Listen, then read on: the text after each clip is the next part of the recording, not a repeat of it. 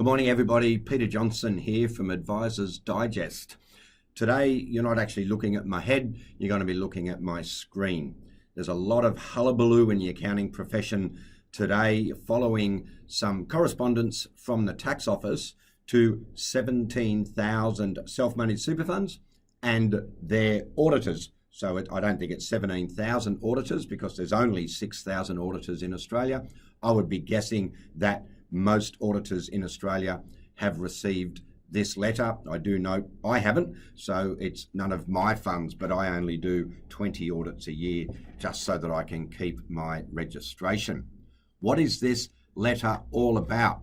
Well, here's what they've written to the auditors, saying that they've recently written to all SMSF trustees where our records show that their SMSF may hold 90% or more of its investments in one asset or a single asset class. So a single asset class, for example, would mean Australian equities. There are lots of funds that hold 100% Australian equities because realistically, super funds get franking credits. And I teach how valuable franking credits are in the superannuation environment because you're getting a 30% kicker on your rate of return, which takes 7% up to 10%. Why wouldn't you do it? But they're saying if you hold all your investments in one asset class, you may be at risk of poor diversification, which might end up giving you less retirement money. Okay, understand that. Let's have a look at Peter Johnson. Peter Johnson got divorced in 2012 and walked away with no super. He sold out of a minority interest in an accounting firm following that, and that allowed him to put some money into super. That money into super allowed him to pay a 10% deposit in 2013 on a two-bedroom apartment in Sydney. The deposit was $54,000. The stamp duty was a further $16,000. So it was around $70,000 that he put in. 2 years later, the property was completed, 3 years later actually, and the bank valued it at well over $700,000, so they were happy to lend him the remaining amount. It didn't require another 10% to go in. And now that $54,000, if left alone, is worth about $250,000. Had I taken that $70,000, sorry, not $54,000, had I taken that $70,000, put it into a diversified managed fund and pick one of the best ones in the country and managed a 10%, 15% rate of return, that $70,000 might be worth $140 now, at best, if I fluked the best managed fund. So I am 60, 70, 80% better off by holding one asset class than holding a diversified investment. I know that. Of course, my new investments are not in property. I now hold substantial cash because I want to make sure that I can pay out the loan if ever I need to, but I will soon move that to equities. So I'm going to do that now, but according to the tax office, they say that I've got unacceptable risk. So what can they do? They can't give us advice as to what to invest in. They start doing that.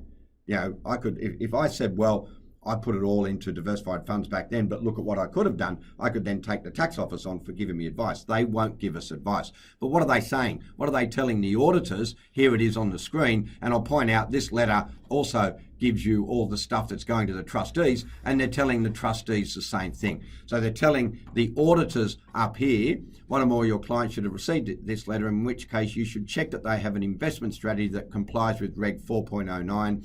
And in particular, you should expect to see documented evidence from the SMSF trustee which demonstrate that the following was considered.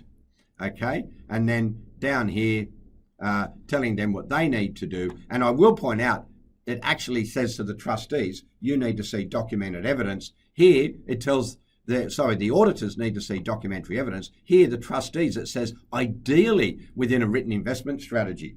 Really? Ideally? Let's just look at what they're saying. You've considered the following: diversification, risk, and all this. Let's just take a look at the law relating to investment strategies, because suddenly now, after 18 years of the tax office auditing super funds, where accountants would just take a templated investment strategy, most likely from the person they get their trustees from, and just hand it over to the tax office, because, hey, they still audit investment strategies. If you're an auditor and you've been audited by the tax office, one of the first things they ask for is the investment strategy. And they've always said, yeah, it appeared that if it had the word investment strategy written on the front, it got a tick. But now they're actually going, oh, no. Now let's have a look at Reg 4.09 and Section 52.2F. Okay, this reg is made for subsection 31 that just in the act says that the regulations can make standards for the superannuation funds, and it only applies to SMSFs. Big funds don't have to have an investment strategy. So the trustee of an entity must formulate, review regularly and give effect to an investment strategy. Let's have a look at what that means. First of all, you must formulate it. So you've got to develop it.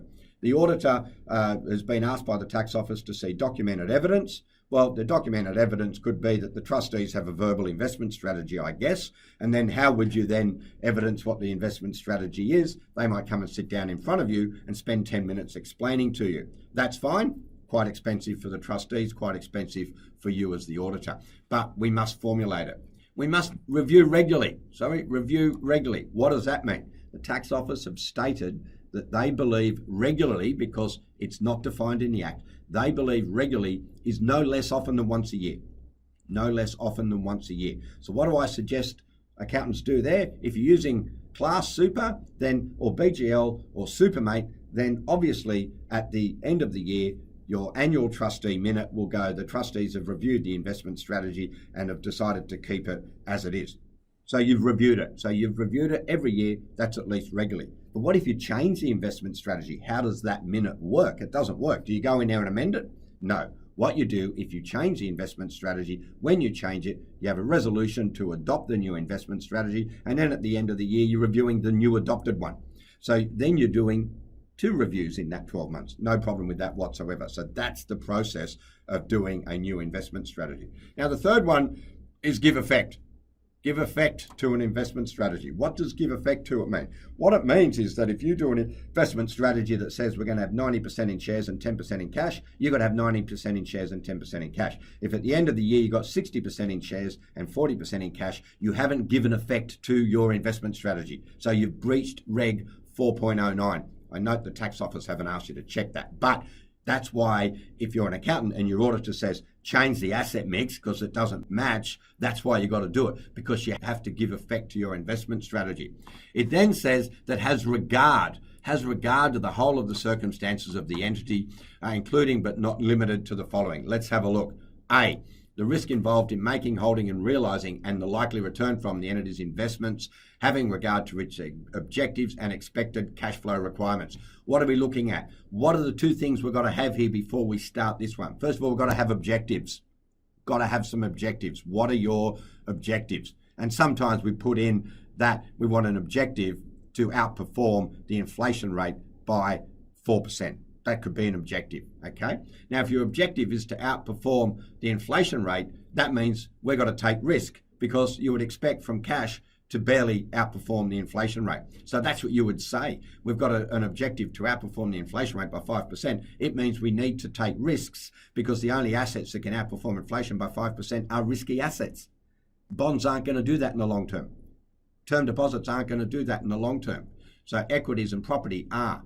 So we need to know our objectives, and we also need to know our expected cash flow requirements, because it says that, expected cash flow requirements. So we've got to know that. Accountants are good at that.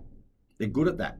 The clients are good at their objectives. Accountants are good at expected cash flow requirements. Now, most funds in accumulation, their cash flow requirements will be just the expenses of the fund.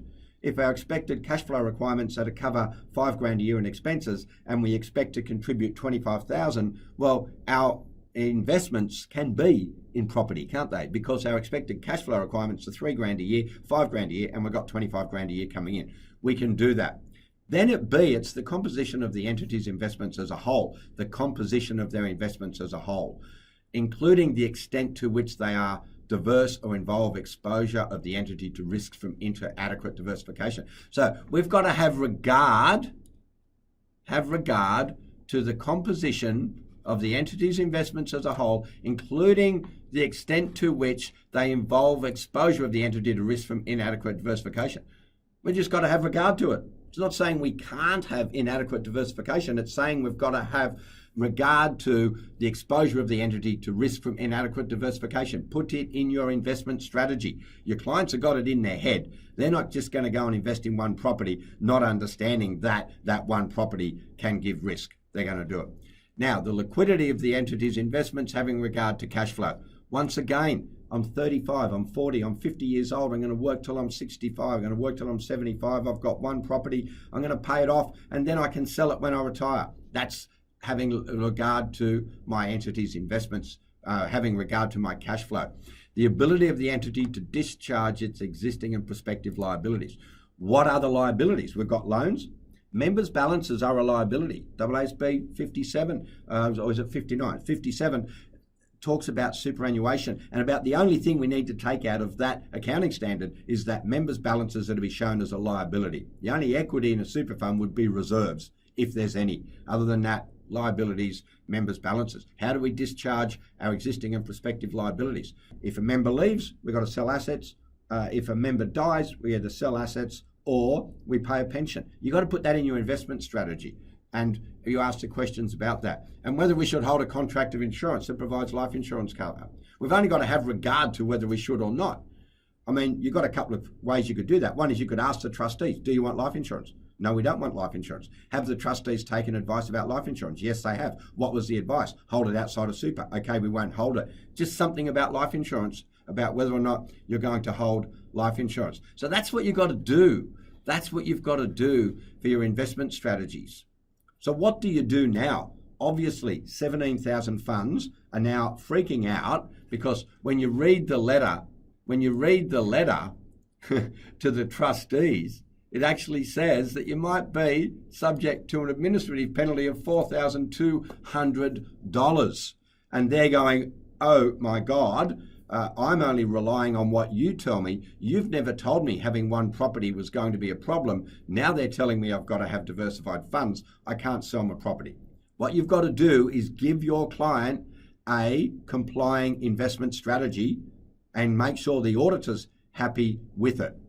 Okay, why have I just blown 10 minutes of my life to tell everybody what they've got to do? Well, of course, I got a solution, don't I? I've developed this over years. As soon as the insurance stuff came in, I developed a detailed investment strategy. I spent 40 grand making an app. No one used it because the tax office didn't care at that time. So the app's gone. I'm not going to spend another 40 grand bringing it back. But I do have the ability to do these things manually. I still have the client questionnaire for your clients to fill out that covers liquidity, that covers diversification, covers cash flow requirements, covers what you're going to do if you need to pay out a benefit. It asks all the questions that the trustees need to consider. Filling out this questionnaire is evidence that the trustees have had regard to all of these things. There's your evidence, filling out the questionnaire. From that, we then take that questionnaire and we develop a customized investment strategy for that client.